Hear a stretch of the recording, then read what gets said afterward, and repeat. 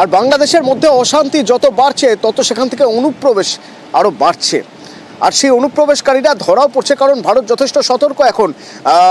হাসিনা সরকারের পতনের পর থেকে অনুপ্রবেশের পরিমাণ বেড়েছে, আর অনুপ্রবেশ যাতে না হয় এবং অনুপ্রবেশ করলে তাদের যাতে দ্রুত রিটেন করা সম্ভব হয় সেই চেষ্টাই করছে ভারত।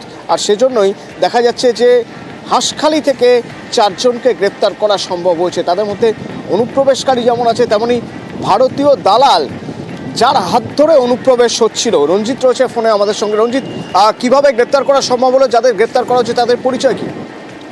দেখো, গত কয়েক মাস ধরে লাগাতার অভিযান চলছে নদিয়ার হাঁসখালি, ধানতলা সহ গাংনাপুরের সীমান্তবর্তী কৃষ্ণগঞ্জ বিভিন্ন এলাকাতে।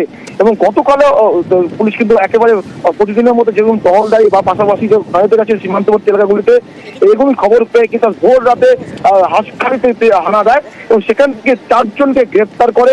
তার মধ্যে 3 জন বাংলাদেশি নাগরিক রয়েছে যারা ভারতে অবৈধভাবে অনুপ্রবেশ করেছিল এবং তাদেরকে সাহায্যকারী ভারতের দালালকেও গ্রেপ্তার করে।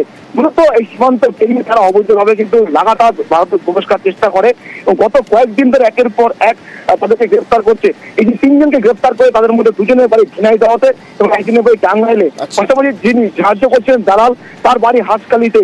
হতে এরা অনুপ্রবেশ করতে সাহায্য করে। পাশাপাশি এই আজও তথ্য উঠে আসছে পুলিশের পক্ষ থেকে যে অনুপ্রবেশের পাশাপাশি ভারতীয় নথিপত্র তৈরি করে দেয় দালাল চক্র। ফলে গত কয়েকদিন ধরে কিন্তু লাগাতার অভিযান চালাচ্ছে হাঁসখালি, ধানতলা, গাংনাপুর, কৃষ্ণগঞ্জ বিভিন্ন এলাকা জুড়ে।